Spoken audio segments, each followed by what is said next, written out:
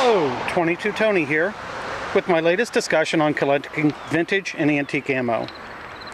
Today I'm on location at the shooting range at the State Game Lands near Dillsburg, Pennsylvania. You might ask yourself, what does the shooting range have to do with collecting vintage and antique ammo? Well, one thing, on an earlier video I did mention that in the trash cans out here I have been able to find some older ammo boxes.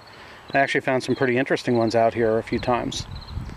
But today my discussion is more about whether or not this older ammo will fire. Part of collecting vintage and antique ammo, I talk to collectors and friends and family and acquaintances, and almost always the discussion comes up, will this older ammo from the 1960s and 1970s still fire?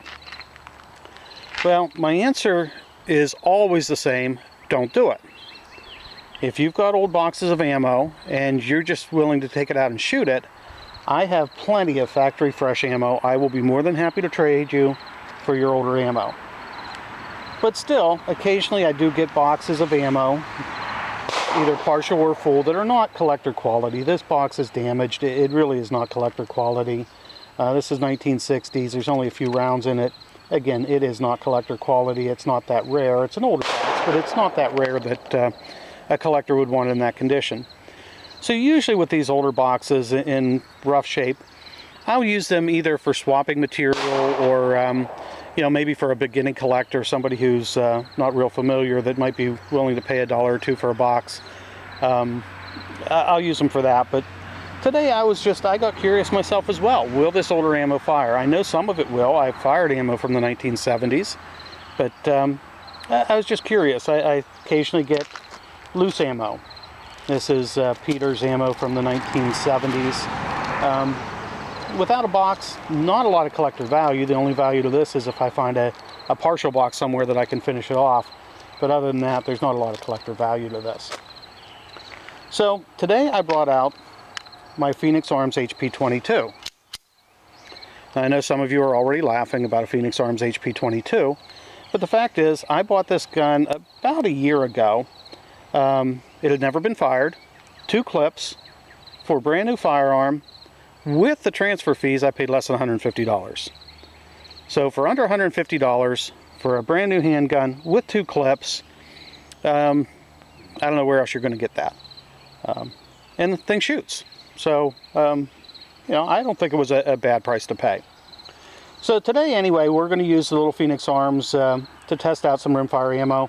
I did bring my Beretta with me. We might try some centerfire if we get to that, but for right now we're going to start with the 22. Safety first, eyes and ears. Got my shooting glasses here. Okay, and we're going to load up the Phoenix Arms. Okay, the first round I have here is a Peter's Golden Bullet 1970s. And it fired. Now, I'm not shooting for accuracy today. I'm shooting at the target, but we're not really shooting for accuracy. The next thing I have is a 1970s CCI. And again, it fired. Now I've got a Peter's High Velocity from the 1960s. Fired. Then I've got the Hawthorne that we have the box here. This was made by Federal. This was probably early 1960s. I've got the Winchester T22 that we have sitting here. That's 1970s. Next I have a 1970s Winchester Super X. And then we've got a Winchester Wildcat from the 1970s. And as you can see, 1960s and 70s rimfire ammo. This was all done live. I had no way of cooking the books. They all fired. They all worked the action of my little HP22. And for those of you that were laughing, the HP22 does work. So we're now clear.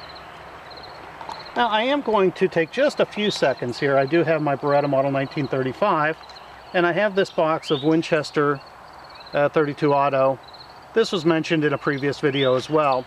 I actually bought this for firing. I don't collect rimfire boxes, but this was cheaper than factory fresh ammo, and I got it at a gun show, so we're going to give that a try. I've got my Beretta model 1935. We've already got the clip ready to go. The chamber's open, locked open. And we're going to go ahead and load this up. Well, maybe we're not going to load this up. So let's let this go for right now. So anyway, we're going to call it a day here. I'm going to deal with that here in a moment. As you can see, ammo from the 1960s and 70s. It is still fireable today. There's no reason not to use it, except that it's much more valuable to me as a collector item than for shooting. Hope you enjoyed today's video. I hope it gave you some information. Please don't shoot your vintage ammo. There's somebody out there that would be glad to get it, and I'm sure you won't have any trouble finding somebody that would be more than happy to trade you factory fresh ammo for your 1960s and 70s ammo. Okay, I hope you watch my other videos. I hope you enjoyed today, and I hope you got some information. Thanks for watching.